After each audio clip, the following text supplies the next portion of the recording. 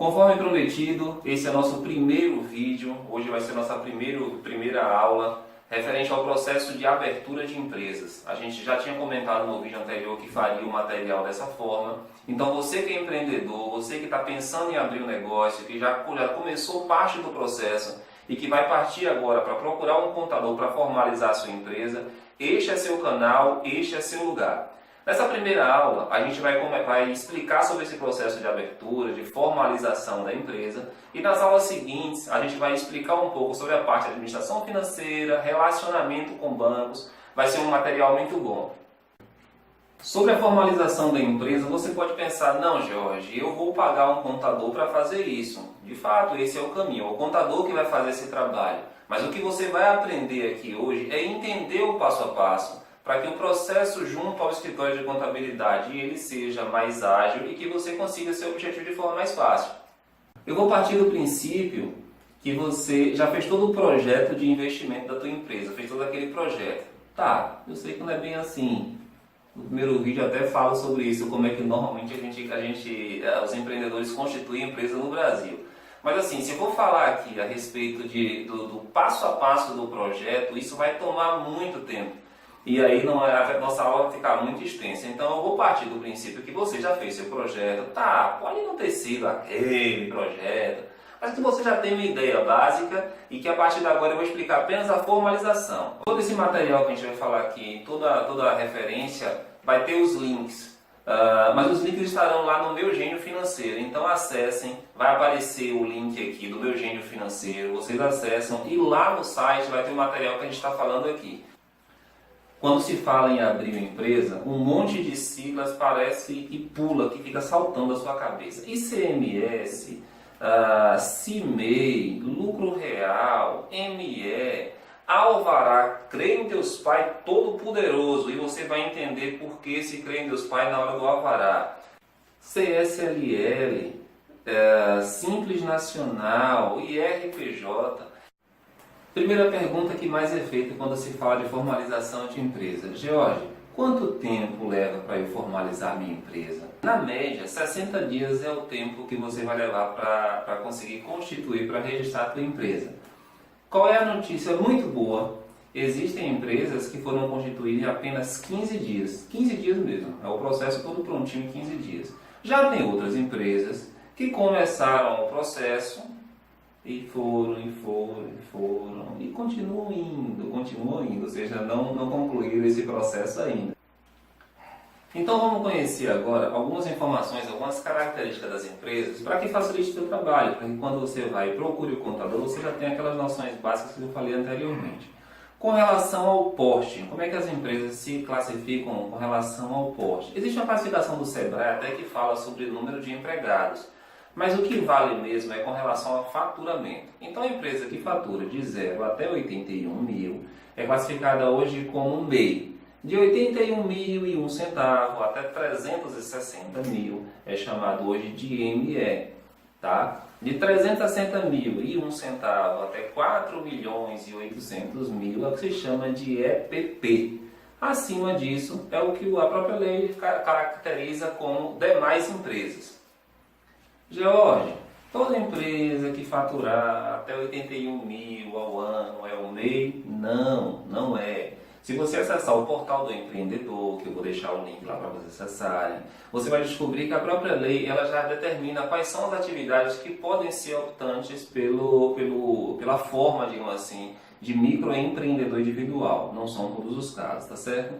Jorge, se a empresa faturou, sei lá, 240 mil, necessariamente ela é um ME? Não, necessariamente não é. Tem algumas particularidades, por isso que normalmente a gente fala em regra mas tem algumas particularidades.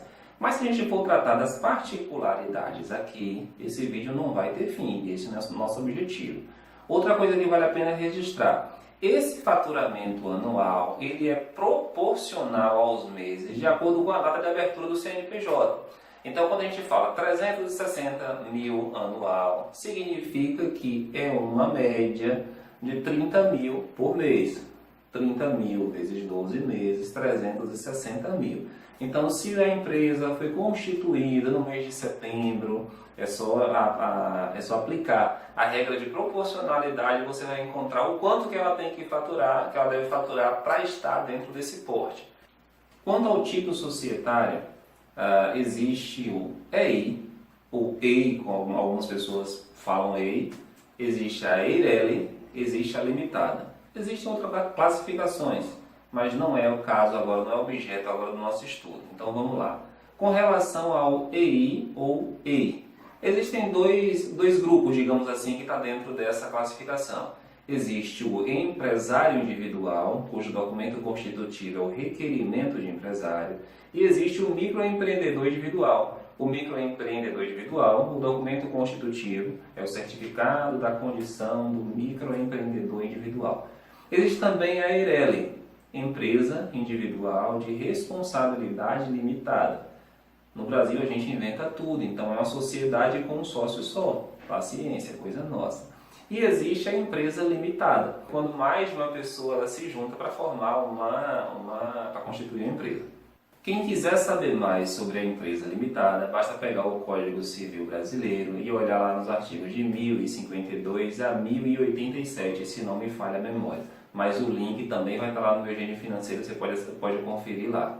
Com relação ao enquadramento tributário, então existe o CIMEI, esse é o regime tributário para quem é MEI. Existe o Simples Nacional, lucro real e lucro presumido. Lembra daquele monte de siglas que falei que complicava um pouquinho? Então o CIMEI, eu já expliquei. CIMEI é para quem é MEI.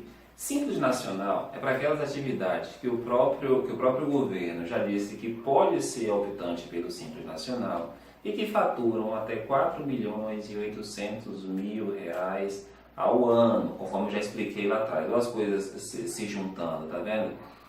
E qual é a grande vantagem desse regime tributário? É que você tem incentivos do governo, então tem um redutor que é bem legal, e você paga numa única guia todas as suas obrigações. Tem também o lucro presumido e o lucro real. No lucro presumido, você declara teu faturamento, e aí o governo ele vai estimar qual que foi o teu lucro e vai aplicar a alíquota ali em cima. Como é que o governo faz? Para quem é do setor de indústria e comércio, o governo estima o teu lucro em torno de 8%. Para quem é do setor de serviços, o governo estima o lucro em torno de 32%.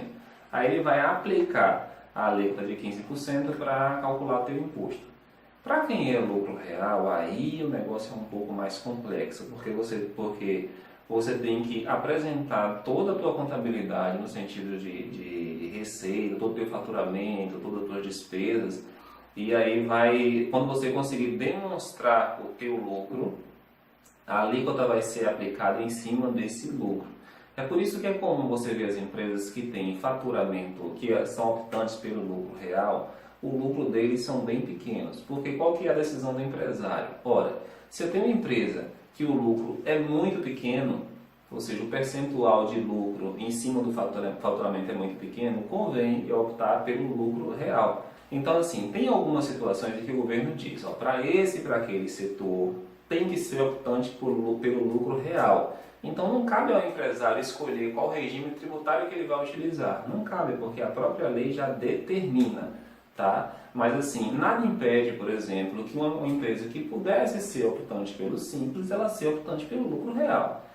De maneira geral, ou seja, em regra, quem pode ser optante pelo simples acaba optando pelo simples porque é o regime tributário mais adequado, mais interessante para ele. Mas nada impede que existam atividades, naquelas exceções que eu falei, existem situações assim, que você tem um faturamento relativamente baixo, sei lá, 2 milhões ao ano, 400 mil ao ano, digamos assim, e você possa ser optante pelo lucro real. Aí depende de empresa para empresa. Bem, George, você disse um monte de coisa importante, aprendemos um monte de coisa até agora, mas você não deu o passo a passo de como é que vai abrir a empresa. Como é que vai ser? Documentação básica que você vai precisar levar para o contador para poder abrir sua empresa. RG, CPF, seu comprovante de residência, IPTU, contrato de locação e documento de propriedade do imóvel onde vai ser instalada a nova empresa. Com relação aos dados do negócio, você vai precisar do nome fantasia e da razão social. vai precisar também do objeto social. O que é o objeto social? É a atividade, o que é que você vai fazer? A sua empresa é uma empresa de locação de imóveis, é uma lavanderia, é uma padaria, o que é a sua empresa? Você ainda vai ter que ter definido o capital social da empresa. Aí tem algumas particularidades, tem algumas coisas que vale a pena você saber. Se você for microempreendedor individual, no mínimo R$1, mas aí é fácil, né? R$1 você já pode colocar lá no certificado da condição do microempreendedor, que é o teu capital social. Se você for IRELI, existe uma regra que tem que ser, no mínimo, 100 vezes o valor do salário mínimo vigente. Tá, agora que você já sabe de tudo isso, já sabe da documentação, das características, como é que funciona o passo a passo? Vamos desenhar um pouquinho? Na verdade, assim, não é nem desenhar, eu já escrevi para facilitar o nosso processo. Vamos dar uma olhada. Aqui está um esquema que está desde o início do vídeo, que alguns de vocês, logicamente, já devem ter notado. Então, esse esquema aqui é uma espécie de passo a passo, é uma espécie de roteiro que o contador de vocês vai utilizar para constituir, para formalizar a empresa de vocês, tá certo? Então, como é que acontece? Quando você leva aquelas informações que a gente falou que você levaria para o contador, ele entra num sistema chamado regime. Nesse momento é que o contador vai entrar lá com o nome da empresa, ou razão social e objeto. Essa informação que vai para lá para a junta comercial. Então, nesse momento, George, eu posso cadastrar o meu fantasia? Pode, mas lembrar que a junta comercial ela não registra nome fantasia, isso é a cargo do INPI, tá? Então, aqui no regime, o contador vai cadastrar a razão social e o objeto social, tá? Essas informações, elas migram aqui para a prefeitura municipal. Em alguns locais, pode ter alguma secretaria que cuide dessa parte específica, mas não deixa de ser a prefeitura, tá? Nesse momento é emitido um documento que vai dizer lá quais são as licenças, a questão do corpo de bombeiros, da vigilância sanitária, de algum registro em órgão específico, que essa empresa vai precisar lá na frente. Essa informação vai para um outro sistema, o contador vai para um outro sistema, que é chamado de coleta web. Esse sistema está linkado com a Receita Federal e com a Cefaz. Nesse momento é que vai ser verificada a regularidade do CPF da pessoa que está se propondo lá a constituir uma nova empresa e vai verificar se a relação societária, se ele já tem outras empresas abertas, se ele pode abrir uma segunda empresa ou uma terceira, conforme o caso. É nesse momento que acontece isso. Depois desse passo, é gerado o documento chamado DBE, é o documento básico de entrada. Tem algumas coisas que é importante a gente falar. Quando o contador entra no regime, aí essa informação vai migrar para o Coleta Web, mas ela tem um pequeno código, ou seja, você só consegue acessar o Coleta Web com aquele código, aquela liberação que foi feita no regime. Quando você vai para o Coleta Web, que a Receita Federal faz essa verificação, é gerado o DBE. E essa informação, esse DBE, é o que vai fazer com que permita que o contador abra o requerimento eletrônico na junta comercial. Aqui na junta, através do sistema de requerimento eletrônico, é que vão ser processadas as informações anteriores e que vai gerar o ato e as respectivas taxas. Que ato e que taxas? As taxas não precisa nem dizer que vocês vão saber, vocês mesmo é que vão pagar, na verdade, o contador vai explicar referente ao quê. E o ato, na verdade o ato é como se fosse o documento constitutivo. Se você é um empresário individual, vai sair o requerimento de empresário. Se você é IRELI ou uma empresa limitada, vai sair é como se fosse uma minuta contratual, por assim dizer. Aí nessa parte, aí sai esse documento, aí é que o contador vai entrar em contato com vocês, vai pegar a assinatura de vocês, pegar as devidas assinaturas, e aí ele vai à junta comercial. Então vai protocolar essas informações lá. Aí a junta comercial, o que antes ela tinha emitido apenas como se fosse uma minuta, um esboço do contrato, agora já vai sair daqui da junta comercial, que aí o contador precisou ir lá pessoalmente resolver isso.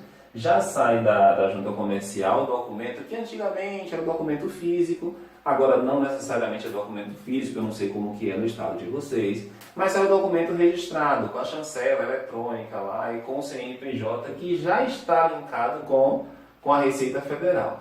Com todo esse documento, aí você fala, ufa, que bom, finalmente registrei a minha empresa. De fato, a sua empresa já está registrada na Junta Comercial, na Cefaz, a Prefeitura já tem conhecimento da tua empresa, só que agora volta para a Prefeitura. Ô George, vai voltar para a Prefeitura para quê? Você lembra que aqui no início a gente falou que na hora que o contador entra no regime, essa informação vai para a Prefeitura Municipal e a Prefeitura Municipal fala sobre aquelas licenças? Então, nessa hora é que essas informações precisam ir para a Prefeitura Municipal, que é ela que vai fazer essa conferência e vai dar o Saravá, meu pai. Lembra que eu falei o creme dos pais lá atrás? Então, é agora que vai sair o alvará. Então, o alvará e as demais licenças para que você possa emitir sua nota fiscal, para que você possa de fato funcionar. Esse aqui será o último passo. E que pode ser um dos passos mais complicados. Para você ter uma ideia, esse fluxo aqui é o fluxo que rege a maioria das empresas. Tem algumas exceções, tem algumas associações, que o registro é um respectivo conselho de classe, mas a gente não vai entrar nessa seara agora. Então, assim, a maioria das empresas vai seguir esse fluxo. Lembra que eu falei do MEI, que o processo é simplificado? Então, o MEI, ele parte mais ou menos daqui e vem direto para cá. Então, o contador entra lá no portal do empreendedor, ou o próprio MEI pode fazer isso, entra no portal do empreendedor. Na hora que ele faz o registro da empresa, lá do CNPJ, tudo certinho, ele vem direto, aí ele vai direto para a prefeitura para poder obter as licenças para poder trabalhar. No próximo vídeo, na verdade não é nem no próximo vídeo, eu vou fazer um vídeo, um pequeno vídeo, e vou mostrar para vocês os grandes erros que acontecem de quem resolve montar a empresa, constituir a empresa sem o auxílio do contador. Aí eu vou mostrar aqui os pontos de trava que vai acontecer e que pode complicar a tua vida. Para ser assim bem específico, quando você não faz esse processo com auxílio de um contador, você pode simplesmente inviabilizar a tua empresa já na constituição. Lembra do início que eu falei assim, o tempo de constituição pode durar de 15 dias até... E nem fechei, né? Eu nem fechei esse parêntese. Por quê? Porque nesse processo, quando esse processo está errado, chega aqui na prefeitura e pode inviabilizar todo esse processo anterior. Eu vou fazer um vídeo especificamente sobre isso. Eu vou contar o exemplo de uma situação real. Logicamente eu não vou dizer a empresa, não tem empresário, mas que aconteceu aqui em Camaçari, na Bahia. A gente tem o polo petroquímico aqui próximo, que gera muitos empregos e muitas empresas são constituídas para poder atender ao polo petroquímico. E tem um exemplo real que eu vou fazer um vídeo só para mostrar isso. Bem pessoal, esse foi o nosso vídeo de hoje. Eu espero que vocês tenham gostado. Eu e o Maicon fizemos esse vídeo com muito carinho, na verdade, para vocês. A gente espera que a gente tenha contribuído nesse processo de abertura de empresa para vocês. Nos próximos vídeos vem algumas novidades bem legais e vem as informações, conforme eu falei com você, casos reais, na verdade um caso real, mas aí eu vou começar a destrinchar os problemas que podem acontecer se você não tiver essa assessoria contábil de qualidade, uma boa assessoria contábil, tá? Para que você possa evitar alguns problemas que eu vou mostrar para vocês, tá? Ao longo do vídeo deve ter aparecido aqui, deve aparecer aqui para vocês aí o link do Meu Gênio Financeiro. E lá no Meu Gênio Financeiro você vai ter os links do material que a gente utilizou para essa apresentação e tem um monte de material interessante. Não deixe de assistir, clica no nosso canal, assista nosso vídeo, dê um like no nosso material, se inscreva que vocês vão ser notificados aí com muita coisa legal, tá? Obrigado, até a próxima.